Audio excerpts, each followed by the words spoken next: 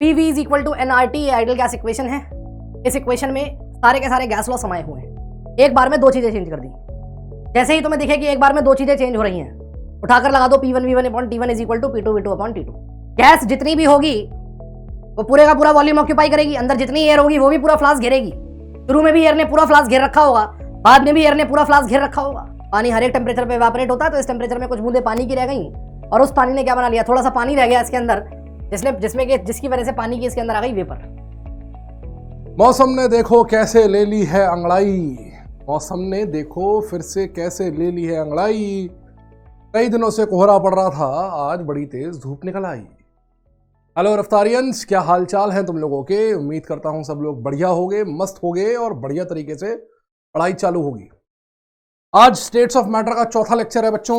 आज क्या पढ़ने वाले हैं, आज हम लोग पढ़ने वाले हैं स्टेट्स ऑफ मैटर में Dalton's law of partial pressure और आइडियल गैस इक्वेशन। अभी तक हम लोग गैस के 4 लॉज पढ़ चुके हैं, जिनमें हमने बॉयल्स पढ़ लिया, चार्ल्स पढ़ लिया, गैलोसाक पढ़ लिया और एवोगैड्रो पढ़ लिया। ये हम कल तक कर चुके थे, इतनी कहानी हम लोगों ने खत्म कर ली थी। तो आज क्या करेंगे, आज पढ़ेंगे हम लोग आइडियल गैस इक्वेशन और आज पढ़ेंगे Dalton's law of partial pressure. तो आइए बात करते हैं हम लोग आइडियल गैस इक्वेशन की। First of all talk about ideal gas equation. अभी तक बच्चों आपको जितने भी लॉज पढ़ाए गए हैं वो सारे के सारे लॉज एक बार में केवल एक पैरामीटर को, एक बार में केवल 2 पैरामीटर को लिंक करते हैं, क्योंकि उसमें हम 2 पैरामीटर कांस्टेंट रखते हैं, राइट। आइडियल गैस इक्वेशन क्या होती है? It is an equation which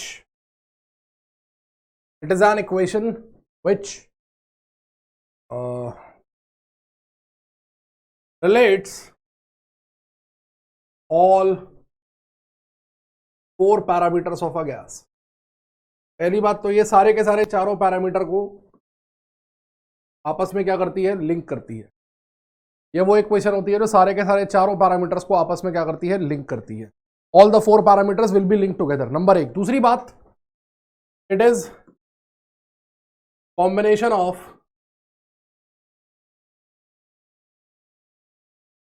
all 4 gas laws. जितने भी गैस लॉज आपको बताए गए हैं वो सारे के सारे गैस लॉज का ये कॉम्बिनेशन है। सारे के सारे गैस लॉज का ये क्या है, कॉम्बिनेशन है, ठीक है। ध्यान दो, तो आइडियल गैस इक्वेशन होती क्या है? What is ideal gas equation? Ideal gas equation होती है PV बराबर NRT। इसे कहते हैं हम लोग आइडियल गैस इक्वेशन। PV बराबर NR,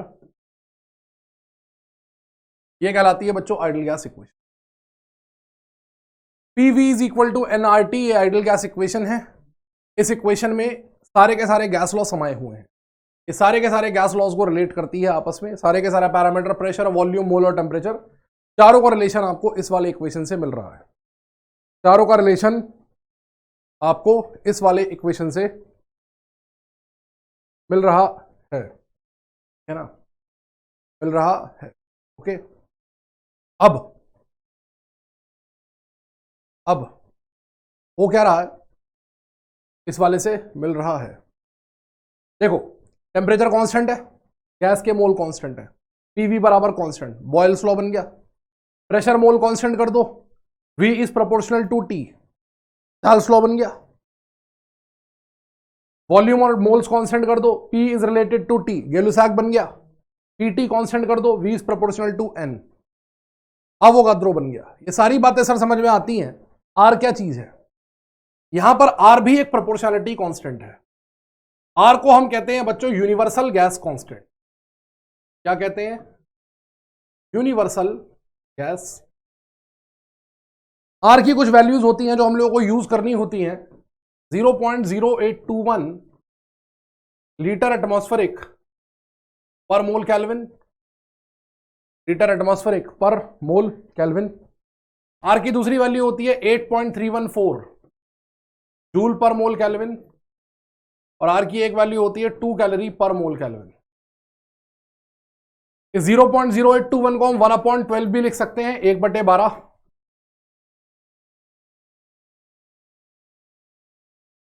लीटर एटमॉस्फेरिक पर मोल केल्विन, है ना।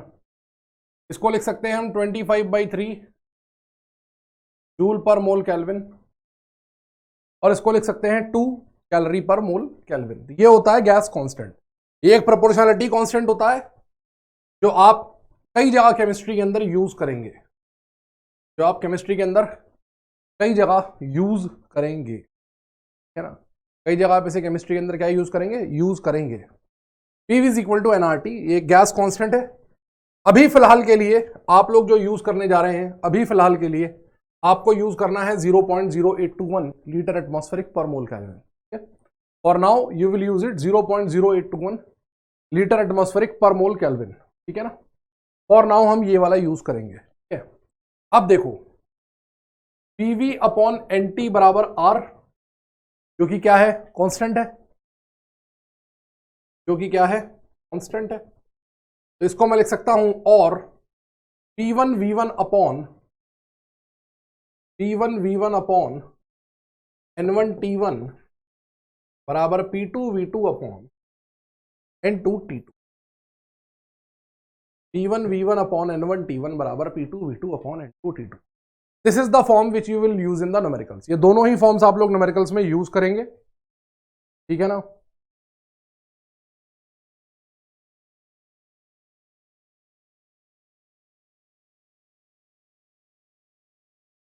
इसको आप क्या करेंगे, आप इसे यूज करेंगे, ठीक है ना।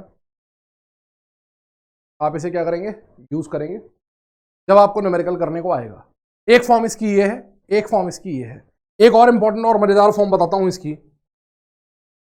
P बराबर, देखो PV बराबर क्या होता है, PV बराबर होता है NRT, PV बराबर होता है NRT। P बराबर होगा N/VRT, लिख सकता हूं ऐसा। अब N/V की लिख रहा हूं मैं, N को लिख रहा हूं weight upon molar weight, weight upon molar weight. Weight upon molar weight क्या चीज होती है, N है नंबर ऑफ मोल्स, इसे मैं लिख रहा हूं वेट अपॉन मोलर वेट। तो मैं लिख देता हूं P बराबर W/M VRT, ठीक है। M को खींच के इधर ले जाओ, तो PM बराबर क्या आ रहा है अपने पास, देखो W/V, वेट अपॉन वॉल्यूम क्या बन गया, डेंसिटी। वेट अपॉन वॉल्यूम क्या बन गया,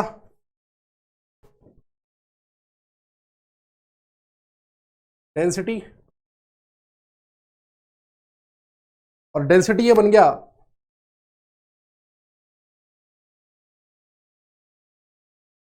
PM is equal to rho RT। PM is equal to rho RT, clear है। तो अपने पास क्या क्या फॉर्म्स आ गई इसकी, एक तो ये आ गई PV is equal to NRT, एक आ गई PM is equal to rho RT, और एक आ गई ये। इसमें कौन कौन सी चीज क्या क्या है वो मेंशन कर लेते हैं। P क्या है, P है प्रेशर ऑफ गैस, को लेंगे हम लोग एटमॉस्फेरिक में, ठीक है। P क्या है, P है वॉल्यूम ऑफ गैस, को लेंगे हम लोग लीटर में। रो क्या है, रो है डेंसिटी ऑफ गैस, इसको हम लोग लेंगे ग्राम पर लीटर में।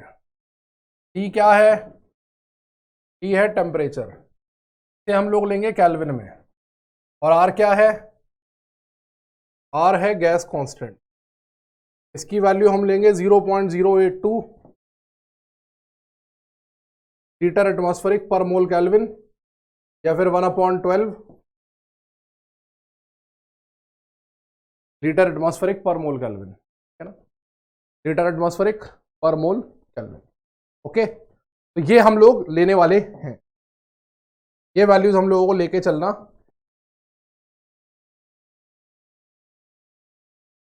ठीक है ना बच्चों। इस तरह से हम लोग लेके इसको चलेंगे, ठीक है, ठीक है। चलो जी आगे बढ़े, चलो। तो ये कहानी हो गई हमारी किसकी, आइडियल गैस इक्वेशन की। अब आ जाओ सॉल्व करते हैं अब आ जाओ सॉल्व करते हैं आइडियल गैस इक्वेशन के ऊपर कुछ न्यूमेरिकल्स। चलिए, तो पहला क्वेश्चन हम लोगों को करना है, ये हम लोग कर रहे हैं आइडियल गैस इक्वेशन की कौन सी वाली फॉर्म पे, सिंपल वाली फॉर्म पे कर रहे हैं, PV is equal to NRT के ऊपर कर रहे हैं। क्या क्वेश्चन है देखिए, पहला क्वेश्चन है गैस पहचानने वाला करते हैं। At -23 degree Celsius and 780 torr pressure, density of a gas is 1.4 gram per litre. ठीक है, the gas might be, gas हो सकती है, the gas might be, gas हो सकती है, कौन सी हो सकती है? क्या गैस CO2 हो सकती है? क्या गैस SO2 हो सकती है? क्या गैस N2 हो सकती है? या क्या गैस Cl2 हो सकती है? आपको गैस की डेंसिटी दे रखी है 1.4 ग्राम पर लीटर, टेम्परेचर आपको दे रखा है और वो आपसे पूछना चाह रहा है गैस कौन सी है। अब गैस आपको दिख तो रही नहीं है जो आप गैस की शक्ल देख के बता दोगे गैस कौन सी है। गैस कैसे बताओगे? How will we tell gas कौन सी है? We can only tell gas कौन सी है by calculation of molar mass of the gas. भाई जब हमें गैस का मोलर मास पता होगा तभी तो हम बता पाएंगे कि गैस कौन सी है। तो that means to identify the gas I will have to calculate the molar mass of the gas. तो देखो टेम्परेचर कितना है, -23 degree Celsius plus 273, 250 Kelvin. Pressure कितना है? 780 टॉर, इसको मैं कन्वर्ट कर सकता हूं mmHg में, और मैंने आपको बताया था कि जब mmHg को ATM में कन्वर्ट करना होता है तो हम इसको 760 से डिवाइड कर लेते हैं, क्योंकि प्रेशर जो गैस इक्वेशन में रखा जाएगा बच्चों वो ATM में रखा जाएगा। ठीक है, तो बच्चों PV बराबर nRT, डेंसिटी दे रखी है ना बेटा, PM बराबर ρRT, 78/76, गैस का मोलर मास निकालना है। रो कितना है? 1.4 है, आर की वैल्यू 1/12 है, टेम्परेचर है 250। ओहो, एम निकल आएगा यहां से 76 into 1.4 into 250 upon 78 into 12, 78 into, okay. इसको हम सॉल्व करेंगे, कैसे सॉल्व करेंगे? देखो लगभग बराबर बराबर मान लो, खत्म करो इसे। 240 मान लो, अप्रोक्सीमेटली 20 बार कट गया, 28 के आसपास आ रहा है, 28 के आसपास आ रहा है। 28 वाली एक ही गैस है इसमें, नाइट्रोजन। भाई मोलर मास देखो ना, 44, 64, 28, 71, अच्छा खासा डिस्टेंस है। हम आराम से अप्रोक्सीमेशन टेक्निक का यूज कर सकते हैं। तो by the usages of approximation technique हमारा जो आंसर है वो क्या आ रहा है?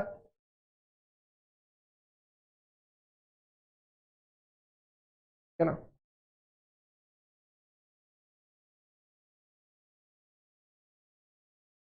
वो क्या आ रहा है? वो क्या आ रहा है?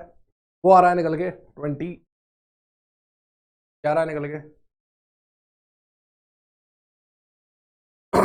नेक्स्ट, तो गैस हमने पहचान ली कौन सी है। Next question,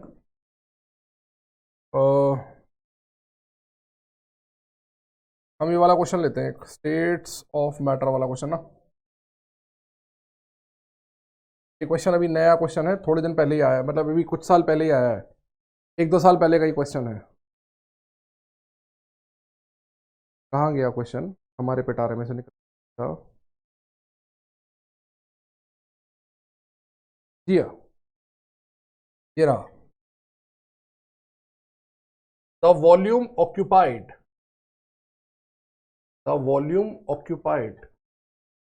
bye 1.8 gram water vapor at 374 degree Celsius and 1 bar pressure. 374 degree Celsius and 1 bar pressure will be A 96.66 liter, B 35.87 liter, C 3.10 liters, 5.3. है ना। ये क्वेश्चन है नीट 2019 भी रिसेंट क्वेश्चन, ताजा ताजा उतारा है क्वेश्चन, ताजा ताजा लेके आए। वाटर वेपर गैस होगी 374 डिग्री सेल्सियस पे, तो वाटर गैस होगा ना। टेम्परेचर बड़ा गंदा दिया है और एक बार प्रेशर भी दे रखा है मेरे को 1 बार, आर की वैल्यू दे रखी है। एटमॉस्फेरिक और बार जो होते हैं ना बड़े क्लोज होते हैं, तो हम एटमॉस्फेरिक की जगह बार भी रख सकते हैं। तो प्रेशर जो होता है ना एटमॉस्फेरिक की जगह बार में भी रखा जा सकता है। तो अगर प्रेशर बार में है तो आप आर की ये वैल्यू यूज करेंगे। नीट 2019 में क्वेश्चन आया है, किस तरह से इस क्वेश्चन को हम लोग सॉल्व करेंगे, किस तरह से ये क्वेश्चन हम लोग क्या करेंगे, सॉल्व करेंगे। आइए देखते हैं। पीवी बराबर एनआरटी, प्रेशर कितना दे रखा है बेटा मेरे को 1 बार, वॉल्यूम ऑक्यूपाइड मेरे को निकालना है। एन कितना होगा, वाटर वेपर का मोलर मास वही होगा जो वाटर का होगा, तो weight upon molar mass of water 18, weight upon molar weight. R की वैल्यू कितनी रखूंगा मैं 0.083, और टेम्परेचर रखना पड़ेगा मुझे केल्विन में, 374 प्लस 273 कितना आएगा ये 0.1 0.083, सीधा सीधा गुणा ही है, मल्टीप्लीकेशन है डायरेक्ट, और तो कुछ है नहीं। 4 3 7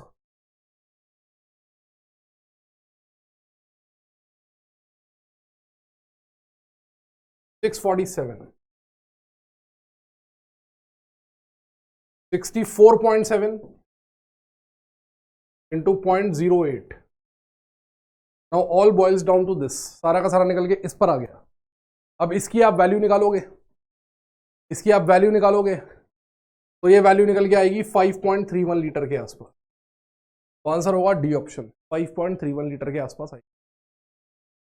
तो आंसर होगा इसका, हाँ जी डी ऑप्शन होगा। कितना होगा आंसर इसका, डी ऑप्शन होगा 5.31 लीटर। तो ये क्वेश्चन एकदम नया क्वेश्चन है। ये तो क्वेश्चन होगा हमारे PV is equal to NRT पे, ये भी हो गया PV is equal to NRT पे और PM is equal to rho RT पे। PV is equal to NRT पे और PM is equal to rho RT पे, PV is equal to NRT पे और PM is equal to rho RT पे। अब देखते हैं क्वेश्चन जो हम करेंगे P1 V1 वाली फॉर्म के ऊपर, P1 V1 upon N1 T1 वाली फॉर्म के ऊपर जो क्वेश्चंस हैं उनसे हम लोग डील करेंगे, उनसे हम लोग क्या करेंगे, डील करेंगे। किस तरह से वो क्वेश्चन आते हैं देखिए। A gas occupies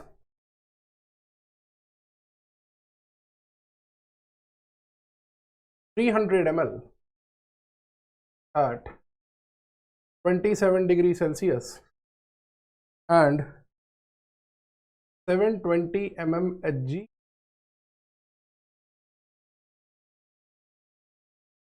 the volume of gas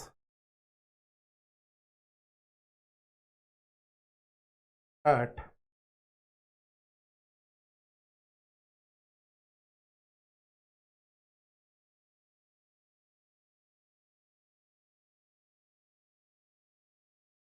approximately be 160 ml, 262 ml, 305 ml और 450 ml।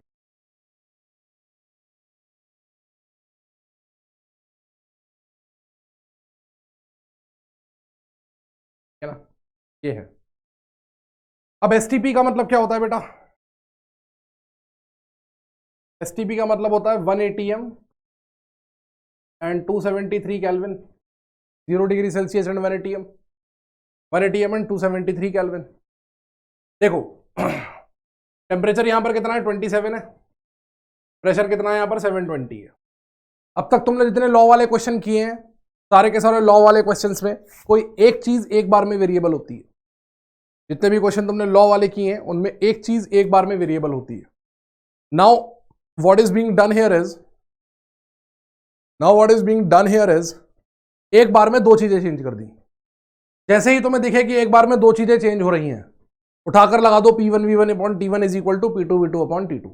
ठीक है, तो अप्लाई करो P1V1 upon N1 T1, P2V2 upon N2 T2। P1 कितना है तुम्हारा गैस का 720 720, लेकिन ये mmHg में है, प्रेशर हम लोग रखते हैं एटमॉस्फेरिक में 760। ठीक है, वॉल्यूम कितना लिया है 300 ml है, मोल ऑफ N1 है, टेम्परेचर भी 300 है। टेम्परेचर कैल्विन में रखते हैं, नीचे वाला 300 कैल्विन में है। इधर हमें P2 कितना दे रखा है 1 एटमॉस्फेरिक, वॉल्यूम हमें निकालना है। N1 मोल्स हैं, T2 है 273। गैस के मोल्स चेंज नहीं हो रहे हैं, पूरी की पूरी प्रोसेस में कहीं पर ऐसा नहीं दिया है कि गैस के मोल्स आर चेंजिंग। तो सिंस गैस के मोल्स आर नॉट चेंजिंग तो हमने N1 से N1 कर दिया कैंसिल। इस 300 से ये 300 कैंसिल हो गया। V2 कितना आ गया, V2 आ गया 273, 72 अपॉन 76, ये 0 से एक 0 काट दिया। 4 से डिवाइड और कर देता हूं बेटा, तो हो जाएगा 18/19। तो अप्रोक्सीमेटली 273 के आसपास आएगा, थोड़ा सा छोटा उससे, तो ये निकल के आएगा 262 ml, थोड़ा सा छोटा यानी कि 262 ml आंसर आ गया। है ना बेटा, तो ये आंसर आ गया 262 ml, B option. It clear, simple सा क्वेश्चन था। दोनों चीजें वेरिएबल थी, इसलिए मैंने पीवी अपॉन एनटी वाली फॉर्म को यूज किया। दोनों चीजें वेरिएबल थी इसलिए मैंने पीवी अपॉन एनटी वाली फॉर्म को यूज।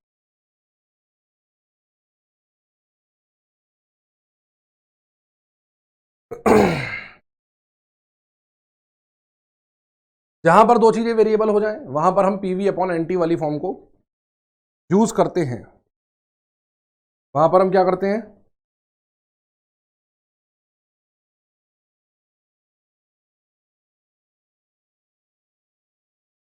जैसे एक क्वेश्चन और लेते हैं, देखो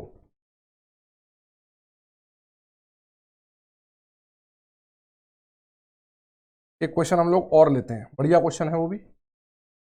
that's also a good question जो हम लेने जा रहे हैं, कोई बढ़िया प्यारा क्वेश्चन है।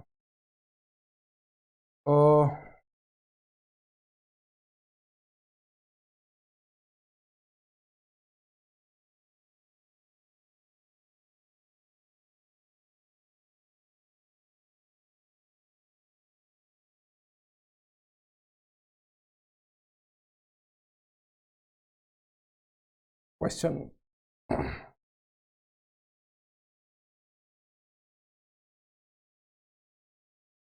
at 27 degrees Celsius,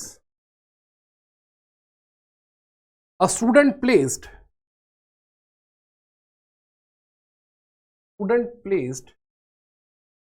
an empty round bottom flask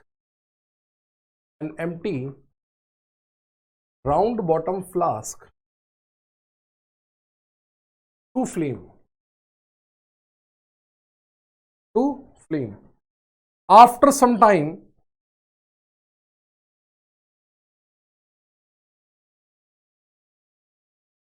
he found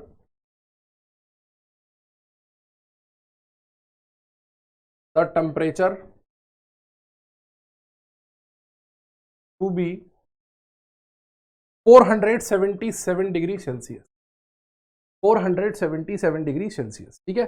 कुछ समय बाद टेम्परेचर 477 मिला। What fraction of air would have been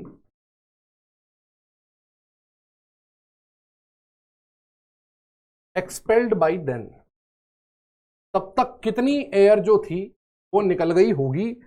question आपसे पूछ रहा है 2/5, 3/5, 4/5 1/5, इतनी एयर निकल गई होगी। ठीक है, एक बच्चे ने क्या किया, एक बच्चे ने एक राउंड बॉटम फ्लास्क लिया। एक बच्चे ने क्या किया, एक राउंड बॉटम फ्लास्क लिया। ठीक है, अब राउंड बॉटम फ्लास्क जो था, कि जो मुंडी थी वो खुली हुई थी, कि जो मुंडी थी वो खुली हुई थी। हमें कैसे पता खुली हुई थी?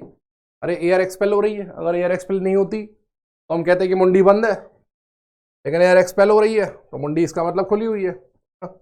चलो पहले इसकी मुंडी खोल देते हैं। ये मुंडी खुल गई। अब देखो क्या हुआ, इसमें भरी हुई थी हवा। इसने क्या किया, इसने अन्नू मलिक को बुलाया, अन्नू मलिक आया, अन्नू मलिक ने इसमें आग लगा दी। टेम्परेचर इनिशियल 27 था, फाइनल टेम्परेचर कितना हो गया, थोड़ी देर बाद इसने नापा, देखा तो 477 डिग्री हो गया। ठीक है, 477 हो गया। इसके अंदर कुछ एयर रही होगी, ये बर्तन खुला है तो कुछ एयर इसमें से बाहर निकल जाएगी। वो ये पूछना चाह रहा है कि जितनी एयर इसमें इनिशियली भरी थी उसका कितना हिस्सा बाहर निकल गया, उसका कितना हिस्सा बाहर निकल गया। एक साथ देखो दो चीजें वेरिएबल हो रही हैं। क्या क्या वेरिएबल है? मोल वेरिएबल है और टेम्परेचर वेरिएबल है। एक साथ दो चीजें वेरिएबल है कि नहीं है? मोल वेरिएबल है और टेम्परेचर वेरिएबल है। तो जहां पर एक साथ दो चीजें वेरिएबल होती हैं वहां क्या करते हैं? वहां क्या लगा देते हैं? डायरेक्ट वहां लगा देते हैं P1 V1 upon N1 T1 बराबर P2 V2 upon N2 T2। ध्यान दो, बर्तन खुला है तो P1 बराबर P2 होगा, एटमॉस्फेरिक प्रेशर पे है सारा का सारा। गैस जितनी भी होगी वो पूरे का पूरा वॉल्यूम ऑक्यूपाई करेगी, अंदर जितनी एयर होगी वो भी पूरा फ्लास्क घेरेगी। शुरू में भी एयर ने पूरा फ्लास्क घेर रखा होगा, बाद में भी एयर ने पूरा फ्लास्क घेर रखा होगा, हाँ या ना? तो V1 और V2 साफ हो गए, क्या बच गया? N1 T1 बराबर N2 T2। अगर मान लो इनिशियल मोल N है और टेम्परेचर है 300, केल्विन में रखा जाएगा, ध्यान देना। फाइनल मोल N2 है, फाइनल टेम्परेचर कितना है? 477 plus 273,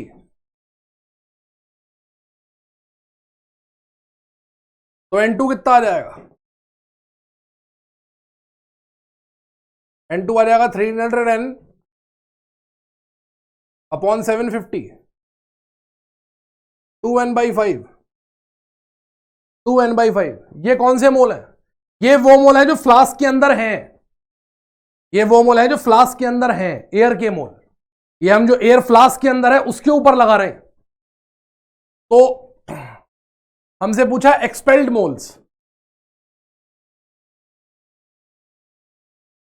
N1 minus N2, N minus 2N/5, 3N/5। कितना फ्रैक्शन निकल के बाहर चला जाएगा? 3/5 फ्रैक्शन निकल के बाहर चला जाएगा। आंसर हो गया बी ऑप्शन। तो इस तरह के क्वेश्चन आते हैं इसके ऊपर करने के लिए, आइडियल गैस इक्वेशन के ऊपर करने के लिए। तो ये हम लोगों ने कवर कर ली अपनी ideal gas equation as well, ठीक है ना बच्चों? चलो बच्चों, अब आते हैं हम लोग Dalton's law of partial pressure. Dalton's law of partial pressure वैसे तो गैस का लॉ है, लेकिन ये लॉ इतना कन्वेंशनल गैस लॉ नहीं है। मतलब वैसे तो गैस के ऊपर ही लगता है ये, और बहुत काम का लॉ है, क्योंकि ये यहां नहीं 3-4 जगह लगता है। केमिस्ट्री में आप इसे 3-4 जगह लगता हुआ देखेंगे, लेकिन ये इतना कन्वेंशनल लॉ नहीं है, इतना कन्वेंशनल लॉ नहीं है, थोड़ा सा डिफरेंट है। क्या डिफरेंट है? देखो,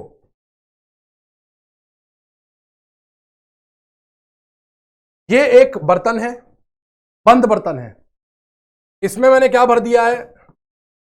इसमें मैंने 2 गैसें भर दी हैं। एक तो मैंने भर दी इसमें गैस ए, एक तो मैंने इसमें भर दी गैस ए, दूसरा मैंने इसमें भर दी गैस बी।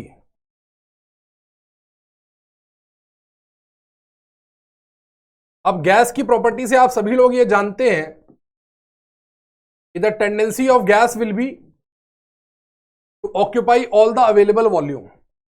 गैस जो होगी उसकी टेंडेंसी होगी कि वो सारा का सारा ऑक्यूपाई कर ले, जो भी वॉल्यूम उसे दिख रहा है, जो भी वॉल्यूम उसे मिल रहा है, गैस उस पूरे के पूरे वॉल्यूम को घेर ले। यही तो चाहेगी गैस। कि गैस उस पूरे के पूरे वॉल्यूम को क्या कर ले, गैस उस पूरे के पूरे वॉल्यूम को घेर ले। अब गैस अगर उस पूरे के पूरे वॉल्यूम को घेर ले तो इसका मतलब इस बर्तन में हर कोने पर ए भी मौजूद होगा और बी भी मौजूद होगा, हाँ या ना। तो डाल्टन लॉ अप्लाई किस पर होता है, पहले तो वो लिख लेते हैं। Applicable on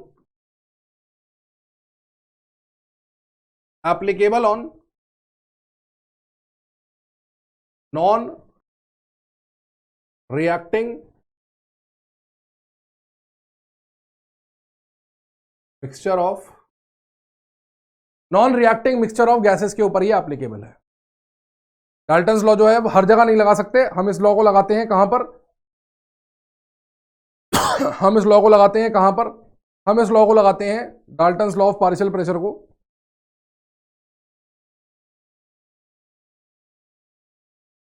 Dalton's law of partial pressure को क्या लगाते हैं हम,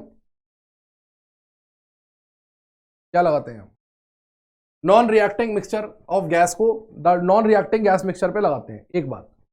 दूसरी बात, जैसा कि मैं आपसे कह रहा हूं कि इस बर्तन में हर जगह पर ए के मॉलिक्यूल भी होंगे और बी के मॉलिक्यूल भी होंगे, इसमें तो आपको कोई समस्या होगी नहीं। अगर ए के मॉलिक्यूल भी हैं और बी के मॉलिक्यूल भी हैं तो ये दोनों के दोनों जो मॉलिक्यूल होंगे ये वेसल की वॉल पे टक्कर मारेंगे, और वेसल की वॉल पे गैस का मॉलिक्यूल जो टक्कर मारता है उसे उसका प्रेशर कहते हैं।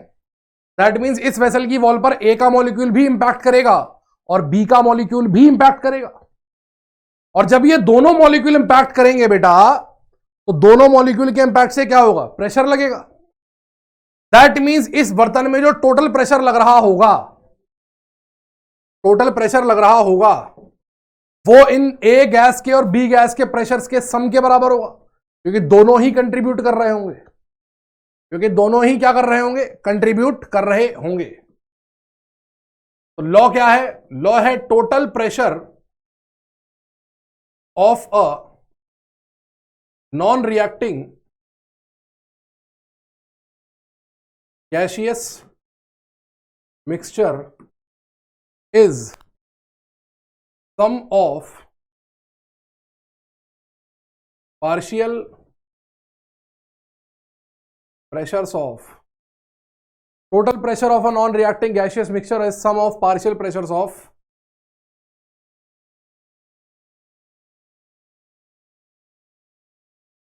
component जितनी भी गैसेस इसके अंदर भरी हुई हैं उन सबके पार्शियल प्रेशर का सम होगा। मतलब यहां पर जो पी टोटल निकाला जाएगा वो अगर दो गैसें भरी हैं P A plus P B,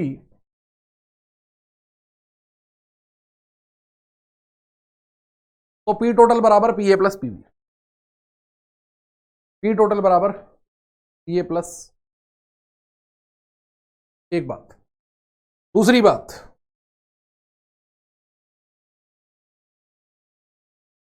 बात, क्या ना, शर्त केवल एक ही है इसके अंदर कि मिक्सचर जो तुमने भरा है that must be non reacting. अगर मिक्सचर की गैसेस ने आपस में रिएक्शन कर ली तो तुम डाल्टन लॉ नहीं लगा पाओगे, ये याद रखना, तो तुम डाल्टन लॉ नहीं लगा पाओगे। अब सवाल ये आया कि हम डाल्टन लॉ लगाएंगे कैसे, how can we apply Dalton law. सवाल ये आया कि हम डाल्टन लॉ लगाएंगे कैसे, how we apply Dalton law. पीले वाले मॉलिक्यूल गैस बी के हैं और ये जो सफेद वाले मॉलिक्यूल हैं ये गैस ए के हैं। इसके मोल है एन बी, इसके मोल है एन ए, ठीक है ना। बी के मोल कितने हैं, एन बी, और इसके मोल है N A.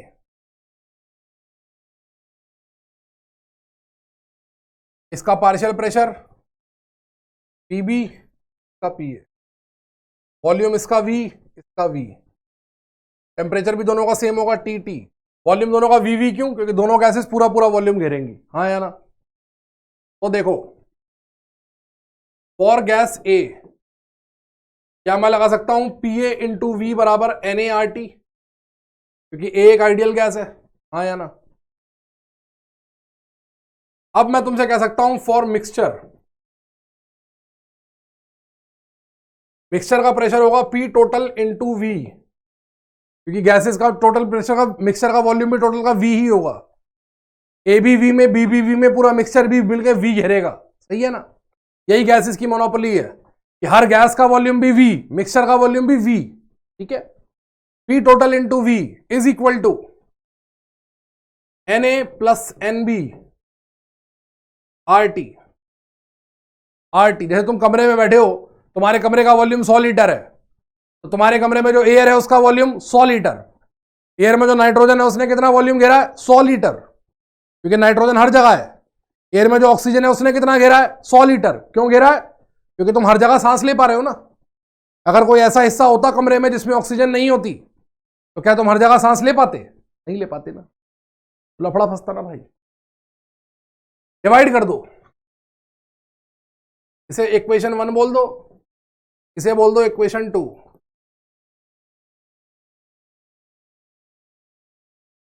Equation 1,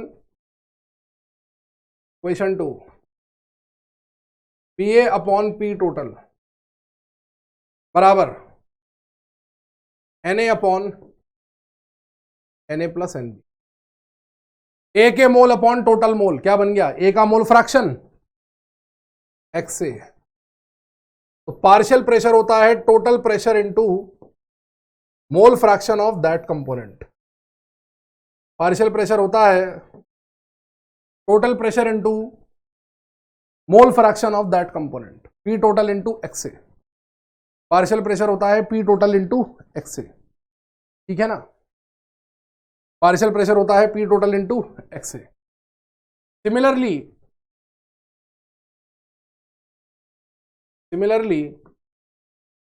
partial pressure of B क्या होगा? P total into X B. Partial pressure of B क्या होगा? पी टोटल इनटू, समझ में आ गया? तो आपको ये 3 फॉर्मूले याद रखने हैं। पी टोटल बराबर P A plus PV, P total बराबर पी ए प्लस पीबी। दूसरा आपको क्या याद रखना है? दूसरा याद रखना है पार्शियल प्रेशर बराबर total pressure into mole fraction. जिस गैस के लिए पूछेगा उस गैस के लिए आप ये लगा देंगे, ठीक है ना। तो ये कहानी बनती है किसकी? Dalton's law of partial pressure की। किसकी कहानी है ये? Dalton's law of partial pressure की कहानी ये है, ठीक है ना।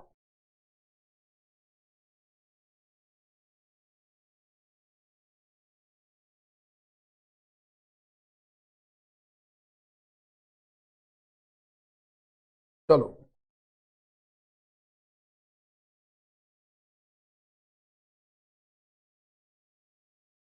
अब बात करते हैं हम लोग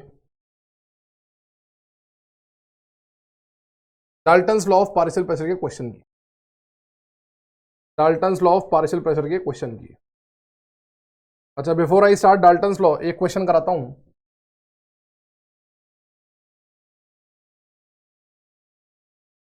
density of nitrogen is maximum at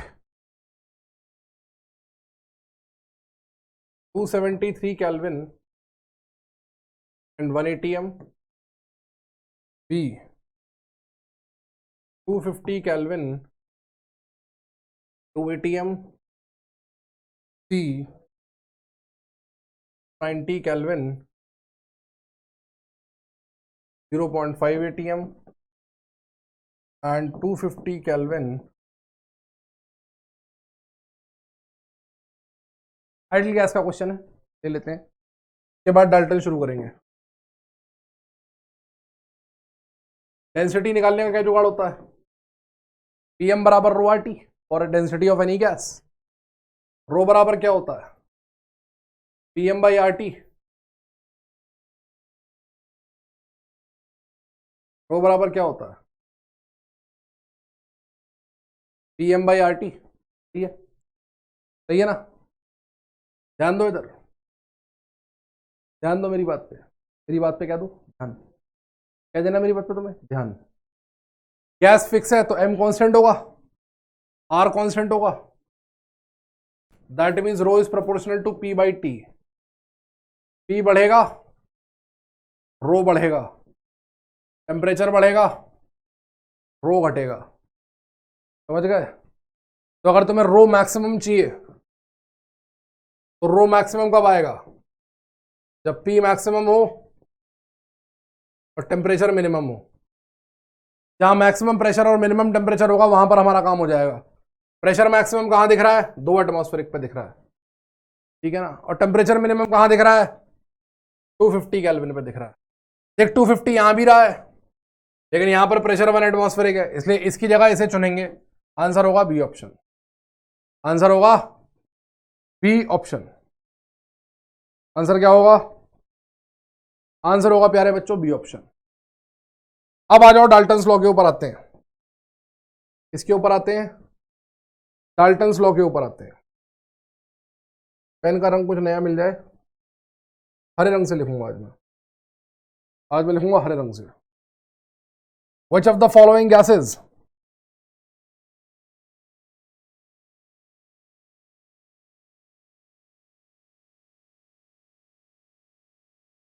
which of the following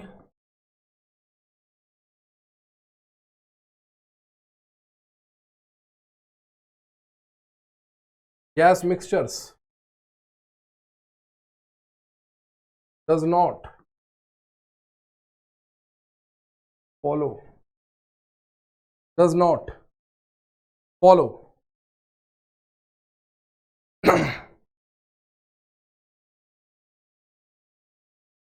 Dalton's law of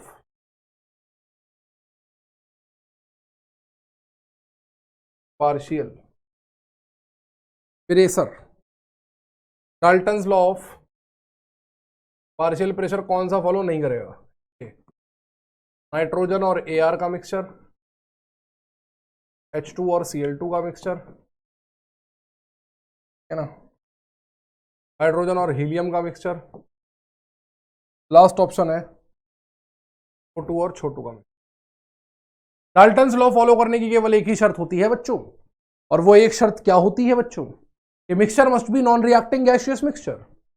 the mixture must be non reacting gaseous mixture.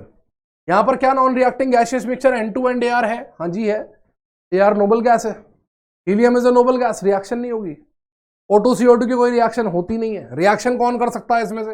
ये कर सकते हैं। तो ये होगा जो डाल्टन्स लॉ फॉलो नहीं करेगा। इन्हें एक बर्तन में डालोगे, आपस में रिएक्शन करके HCl बना लेंगे। पता चला तुम इन पे प्रेशर पार्शियल प्रेशर का लॉ लगाते रह गए, और अंदर ये वेसल में मौजूद ही नहीं है, क्योंकि अंदर तो इन्होंने क्या बना रखा है? ये अंदर जाके HCl बना के चुपचाप बैठे हुए हैं। तुम लगा रहे हो पार्शियल प्रेशर का लॉ, अंदर कहानी अलग चल रही है। अंदर क्या चल रही है? कहानी अलग चल रही है। समझ गए मेरी बात को? एक क्वेश्चन और लेते हैं।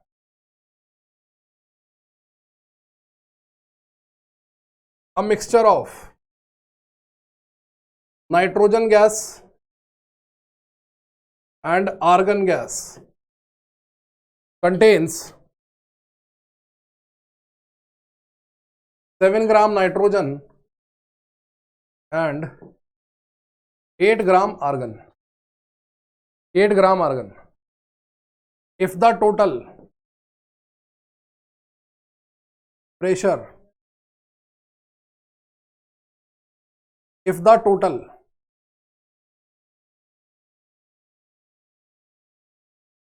pressure of the mixture is 27 bar, partial pressure of N2 is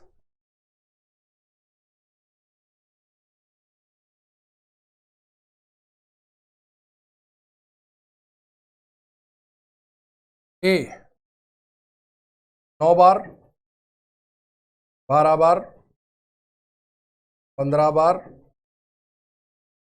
18 bar. NEET 2020 का क्वेश्चन है। नीट 2020 का क्वेश्चन है, ठीक है ना।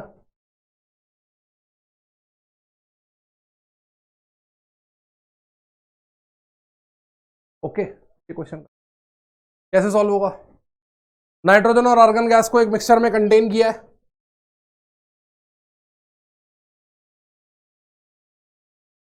नाइट्रोजन और आर्गन गैस को एक कंटेनर में डाला है। क्या क्या डाला है कंटेनर में? 7 ग्राम तो नाइट्रोजन डालिए, 7 ग्राम तो नाइट्रोजन डालिए, 8 ग्राम डालिए आर्गन, 7 ग्राम नाइट्रोजन डालिए, 8 ग्राम डालिए आर्गन, ठीक है ना। आर्गन का मोलर मास होता है 40।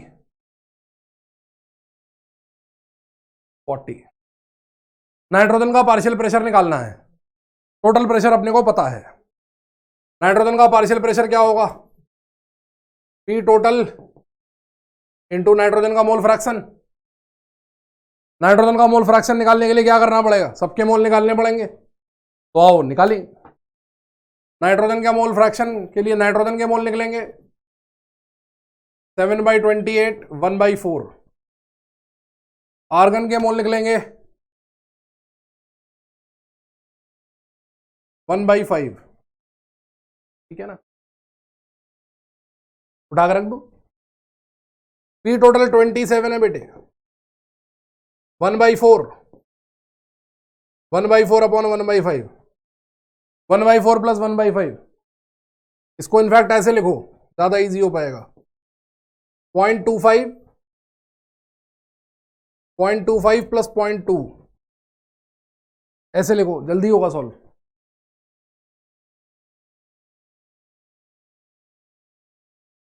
सॉल्व कर लोगे सॉल्व, आसान सा तो है। 27 इंटू 0.25 0.45, ये काटे 3, 9 से काट दिया 5 5, 15 बार, 3 बार।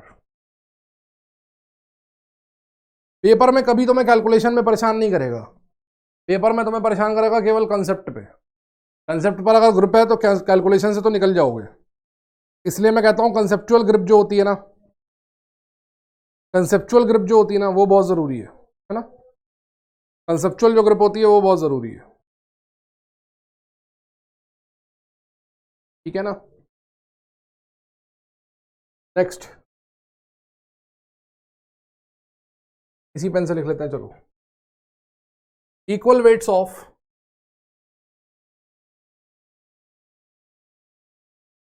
H2 and CH4 are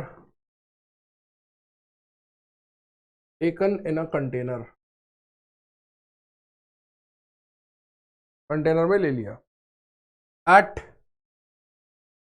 27 degree Celsius, तो 25 पे ले लो, 25 degree Celsius. Calculate partial pressure of each gas if calculate partial pressure of each gas if P total is 4 atmosphere. आपको गैस का पार्शियल प्रेशर निकालना है, हर एक गैस का। अगर P टोटल कितना है, वो 4 एटमॉस्फेरिक है। दोनों के वेट आपको दे रखे हैं बराबर बराबर, दोनों के वेट क्या दे रखे हैं, बराबर बराबर। जब भी कभी ऐसा हो कि दो गैसों के वेट आपको दे रखे हो बराबर बराबर, ये क्वेश्चन में दे रखा है उसने कि हाइड्रोजन का जो वेट है वो CH4 के वेट के बराबर होगा। तो हाइड्रोजन का जो मोलर मास है वो क्या है, 2 ग्राम पर मोल, और एसिटिक एसिड का, इसका मीथेन का जो मोलर मास है वो है 16 ग्राम पर मोल। ऐसे केस में जो वेट लोगे ना गैसेस का, वो ले लो 16 ग्राम, 16 ग्राम, है ना। पहले तो ये लिख लो, in case of equal weights of two gases, weight is equal to LCM of molar mass of। सबसे आसानी से क्वेश्चन सॉल्व होगा, सबसे आसान तरीके से अगर क्वेश्चन को सॉल्व करना है बिना किसी हिच के, बड़े प्यार से अगर क्वेश्चन को निपटाना चाहते हो, तो equal weights of two gases के लिए लिख सकते हो मोलर मास ऑफ, एलसीएम का मोलर मास ले लो, सॉरी मोलर मास का एलसीएम ले लो, 2 और 16 का एलसीएम होगा 16 ग्राम। तो ये दोनों का वेट हो गया। अब ये क्वेश्चन हो गया सिंपल। क्यों सिंपल हो गया? क्योंकि हाइड्रोजन का मोल निकाल लो, 8 मोल, और मीथेन के मोल निकाल लो, 1 मोल। क्यों निकाले मोल? क्योंकि हमें हर एक गैस का निकालना है पार्शियल प्रेशर, और पार्शियल प्रेशर के लिए लगता है क्या? Mole fraction, P total into x hydrogen. Total pressure है 4 एटमॉस्फेरिक, एक्स हाइड्रोजन है एक्स 8/8 + 1, ठीक है ना, 32/9 ATM। PCH4 है P total into x CH4, 4 into 1/9, 4/9 ATM। यह आपने निकाल दिया क्या? Partial pressure of both the gases. आप चाहें तो डब्ल्यू लेके भी सॉल्व कर सकते हैं, लेकिन वही है कि डब्ल्यू में कैलकुलेशन आपकी टफ हो जाएगी, एंड में जाकर डब्ल्यू कटेगा, तो डब्ल्यू लेके चलना पड़ेगा। इसलिए आसान तरीका यही है कि जब कभी वो इक्वल वेट्स की बात करेगा तो इक्वल वेट्स में आप LCM of molar mass of gases ले लेंगे। LCM of molar mass of gases ले लेंगे, ठीक है ना बच्चे? ओके, चलिए, तो ये कहानी हो गई इक्वल वेट्स की। नाउ बात करते हैं हम लोग application of Dalton's law. Dalton's law की एक बड़ी मजेदार एप्लीकेशन होती है और बड़ी इंपॉर्टेंट एप्लीकेशन होती है। वो क्या होती है? एक बड़ी इंपॉर्टेंट और बड़ी मजेदार एप्लीकेशन होती है। क्या होती है वो?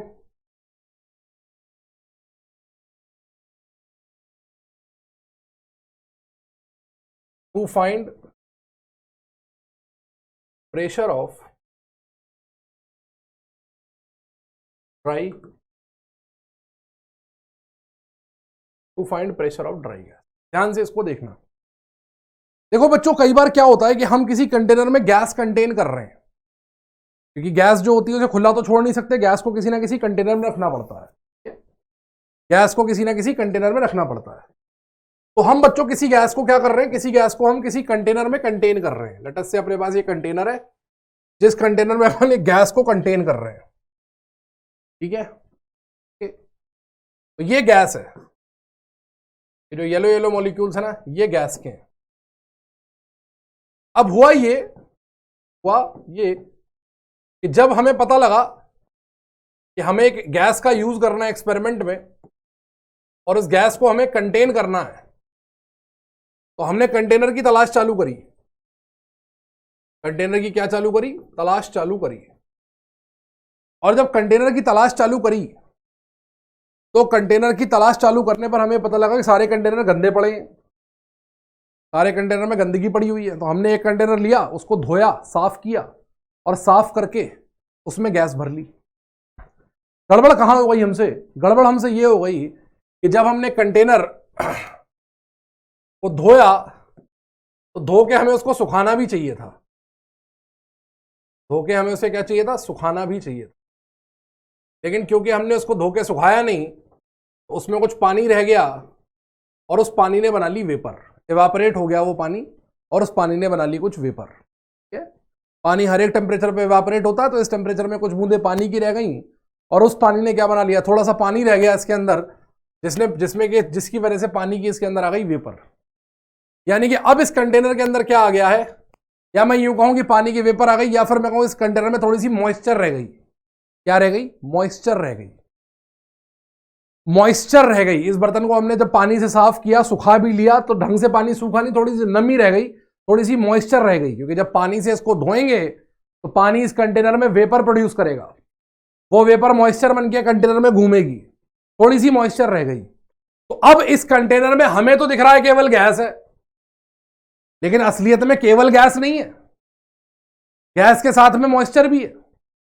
इसका मतलब ये जो गैस है, ये गैस बेसिकली इकलौती गैस नहीं है। ये इस गैस का जो प्रेशर होगा, वो होगा गैस का pressure plus vapour pressure of water. Gas का प्रेशर और प्लस वाटर की वेपर का प्रेशर, हाँ या ना। और अगर हमें गैस रिलेटेड कोई भी कैलकुलेशन करनी है तो उसमें तो हमें गैस का प्रेशर रखना होगा ना, और गैस का प्रेशर क्या है, वो ड्राई गैस का प्रेशर है। तो यहां से पी ड्राई गैस क्या आएगा, वो आएगा P moist minus vapour pressure of water को कहते हैं aqueous tension of water. Vapour pressure of water को बच्चों क्या कहते हैं हम लोग, एक्वस टेंशन ऑफ वाटर कहते हैं। तो ये आ गया निकल के पी ड्राई गैस बराबर मॉइस्ट गैस का प्रेशर, मॉइस्ट गैस का प्रेशर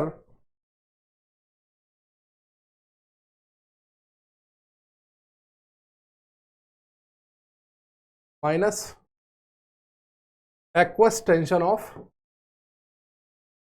समझ गए। तो जब भी कभी आप न्यूमेरिकल सॉल्व करेंगे, जब भी कभी न्यूमेरिकल सॉल्व करेंगे तो न्यूमेरिकल में आपको जो भी प्रेशर दिया होगा आप उस प्रेशर से हमेशा ड्राई गैस का प्रेशर कैलकुलेट करेंगे, और ड्राई गैस का प्रेशर कैलकुलेट करने के बाद ही ये जो एक्सप्रेशन आप लिख पाए हैं कि पी मॉइस्ट गैस बराबर P dry gas plus aqueous tension, ये आप डाल्टन्स लॉ से ही तो लिख पाए हैं, क्योंकि दो नॉन रिएक्टिंग गैसेस का मिक्सचर है ना, इसमें कि एक गैस है और दूसरी क्या है, पानी की वेपर है। तो आप हमेशा ड्राई गैस का प्रेशर फाइंड करेंगे और तब जाके क्वेश्चन को टच करेंगे। ड्राई गैस के प्रेशर के बाद ही आप कैलकुलेशन करना शुरू करेंगे, अदरवाइज आप कैलकुलेशन नहीं करेंगे। क्वेश्चन लेता हूं एक छोटा सा, समझ में आएगा आपको। इन वाटर सैचुरेटेड एयर, बारिश हुई कहीं पर, बारिश हुई, पानी बरसा, जमीन पे पानी गिरा, पानी ने वेपर बनाई, वो वेपर हवा में मिल गई, मैंने वो हवा एक कंटेनर में इकट्ठी कर ली, तो वो हवा क्या कहलाएगी, वाटर सैचुरेटेड एयर कहलाएगी। क्या कहलाएगी, वाटर सैचुरेटेड एयर कहलाएगी। Mole fraction of water vapour is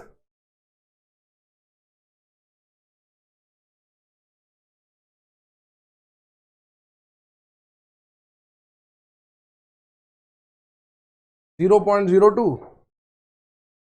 if the total pressure of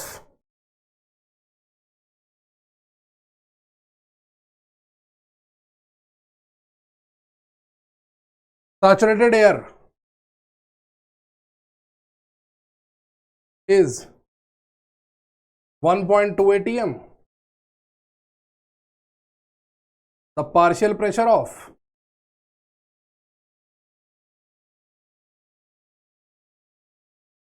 dry air is 1.17 atm, 1.27 atm, 0.98 atm,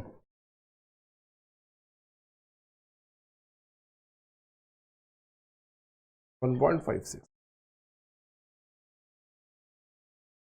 जो प्रेशर आपको दे रखा है भाई साहब, ये मॉइस्ट एयर का दे रखा है, नीट 2019 का प्रश्न है ये, अभी बिल्कुल लेटेस्ट आया है, मॉइस्ट एयर का दे रखा है। आपसे ड्राई एयर का पूछ रहा है, तो बट ऑब्वियस है कि ड्राई गैस का जो प्रेशर होगा मॉइस्ट गैस से तो कम ही होगा। ड्राई गैस का जो प्रेशर होगा वो मॉइस्ट गैस से तो क्या होगा, कम ही होगा, हाँ या ना। ड्राई गैस का जो प्रेशर होगा वो मॉइस्ट गैस से तो कम ही होगा, हाँ कि ना। तो आंसर देखो 1.27 नहीं हो सकता और 1.56 तो नहीं हो सकता, आंसर या तो ए होगा या सी होगा। अब कितना होगा वो देखना पड़ेगा, वो देखना पड़ेगा। देखो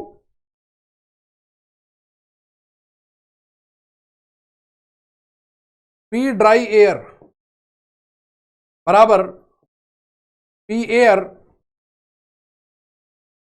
माइनस पी वाटर वेपर, कोई प्रॉब्लम किसी को, partial pressure of air minus partial pressure of water vapour, ये कितना हो गया, टोटल 1.2 एयर का, भाई ये टोटल एयर है ना, मॉइस्ट एयर का, और इसका कितना होगा, total pressure into mole fraction, partial pressure कितना होगा, total pressure into mole fraction, हाँ या ना। 1.2 ले लो कॉमन, क्या आ जाएगा 0.98, 1.176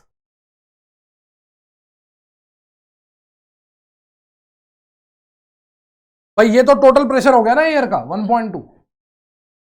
भाई वो क्या कह रहा है, वो ये कह रहा है यहां पर एयर है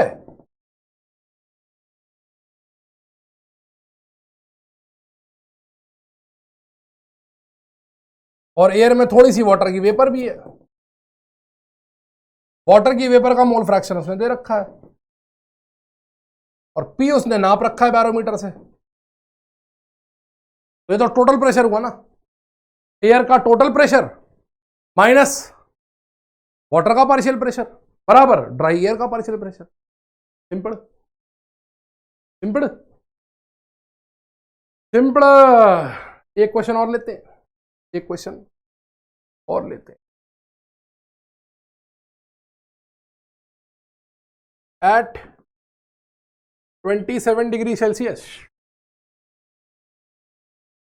at 27 degree Celsius, pressure of moist gas in a container, 2-liter container, is 830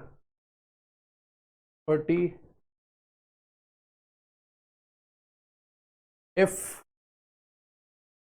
the container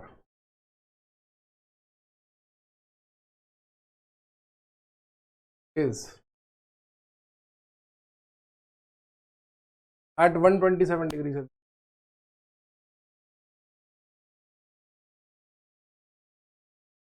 cooled up to 27 degrees Celsius, find the total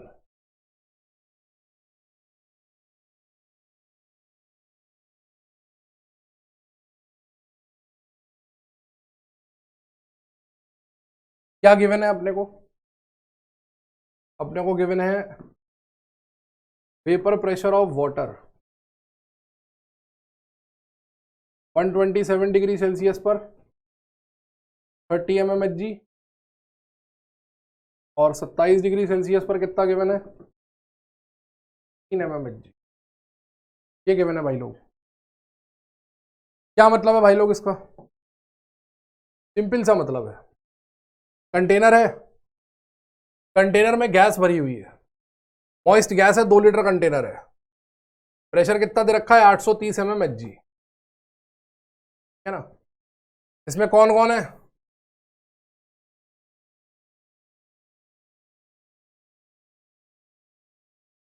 इसमें कौन कौन है? गैस है प्लस वाटर की वेपर है, मतलब मॉइस्चर है। अब तुमने इसको ठंडा कर दिया कहां तक? 27 डिग्री तक, 27 डिग्री तक ठंडा कर दिया। तुम्हें पी टोटल निकालना है। इस समय टेम्परेचर 127 डिग्री सेल्सियस है, अब टेम्परेचर 27 डिग्री सेल्सियस, कंटेनर का वॉल्यूम 2 लीटर, पी टोटल निकालना है। वाटर का वेपर प्रेशर टेम्परेचर घटाने पर घटता है, जो कि हमें एविडेंटली दिख रहा है 30 का 15 रह गया, है ना। गैस के प्रेशर पे क्या फर्क पड़ता है वो हमें देखना पड़ेगा, गैस का प्रेशर भी चेंज होगा, ये बात तो तय है। कैसे चेंज होगा वही हमें देखना है, कैसे चेंज होगा वही हमें देखना है। तो क्या करेंगे, हमारी अप्रोच क्या होगी? हम इस नए वाले टेम्परेचर पे गैस का प्रेशर निकाल लें। हम क्या करेंगे, हम गैस के लिए डील करेंगे। कैसे डील करेंगे? हम इस नए वाले टेम्परेचर पे गैस का प्रेशर निकाल लें और नए वाले टेम्परेचर पे वाटर का वेपर प्रेशर हमें मालूम है, जोड़ देंगे तो हमें कंटेनर में टोटल प्रेशर मिल जाएगा। कहो हाँ। जी सर बिल्कुल हाँ, कोई प्रॉब्लम ही नहीं है। लेकिन उसके लिए आपको यहां पर गैस का इनिशियल प्रेशर मालूम होना चाहिए, तभी तो इन्हें रिलेट करोगे आपस में। तो सबसे पहले initially P gas, P water vapour बराबर 830। पी गैस कितना आ गया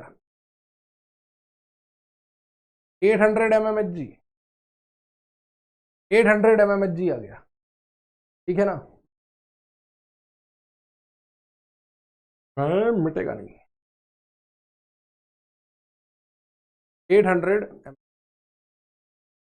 ठीक है भाई साहब, क्लियर है? Okay okay. अब फाइनली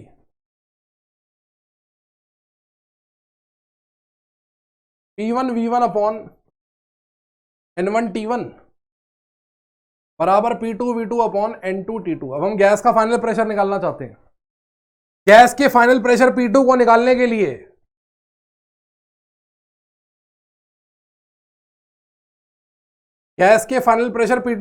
के लिए हमने गैस का इनिशियल प्रेशर निकाल लिया, कितना आया 800। तो गैस के फाइनल प्रेशर P2 के लिए प्रेशर इनिशियल भी गैस का ही लगेगा, तो गैस का निकाल लिया हमने 800। V1 2 लीटर है, N1 N है, टेम्परेचर है 400 केल्विन। P2 हमें निकालने का है, वॉल्यूम 2 लीटर है, गैस निकल गया कहीं गई नहीं है, इंटू 300, 2N कैंसिल हो गए। तो यहां से बेटे P2 कितना आ जाएगा? P2 आ जाएगा 600 mmHg, आ जाएगा 600 mmHg। तो अब यहां पर P टोटल कितना होगा?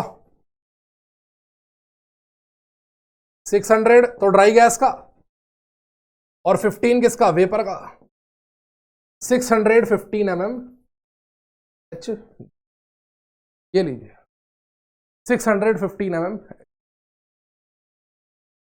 तो इस प्रकार से आपकी जो कहानी है वो किसकी सॉर्ट आउट हो गई?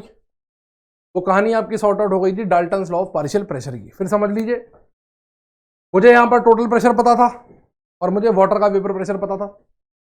मुझे पता है यहां पर वाटर का वेपर प्रेशर कितना है, मुझे बस ये पता लग जाए कि यहां पर ड्राई गैस का प्रेशर कितना है, मैं जोड़ दूंगा, मेरे को टोटल प्रेशर मिल जाएगा। ड्राई गैस का प्रेशर निकालने के लिए पहले मैंने यहां से ड्राई गैस का प्रेशर निकाला, वो कितना निकल के आया? 800। उसे इक्वेशन में रखा, सॉल्व किया तो 600 मिल गया मुझे, उसमें वाटर का वेपर प्रेशर जोड़ दिया, 615 अपना आंसर आ गया। इस प्रकार से क्वेश्चन जो था ये समाप्ति को प्राप्त हुआ, ठीक है ना। तो आज के लिए इतना ही रखते हैं, छोटा सा प्यारा सा लेक्चर अपना। कल के लेक्चर में मैं आपको पढ़ाऊंगा दो चीजें बढ़िया बढ़िया, ग्राहम्स लॉ ऑफ डिफ्यूजन और kinetic theory of gases. Graham's law of diffusion पढ़ेंगे हम लोग और काइनेटिक थ्योरी ऑफ गैसेस पढ़ेंगे, और अब हमारा काफिला अगले लेक्चर से रियल गैस की तरफ मूव करना शुरू करेगा। तो अब हम लोग रियल गैस की तरफ चलने लगेंगे कल से। तो कल के बाद मतलब जो मंडे को आपका लेक्चर आएगा उसमें we will study with kinetic theory of gases and Graham's law of diffusion.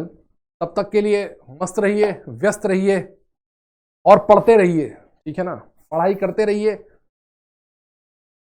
Corona के भरोसे ना रहें, जरूरी नहीं है कि कोरोना इस बार भी डेट को ज्यादा पोस्टपोन करा पाए, इसलिए कोरोना के भरोसे ना रहें, पढ़ाई करते रहें, ठीक है ना। Ta ta bye bye, all the best.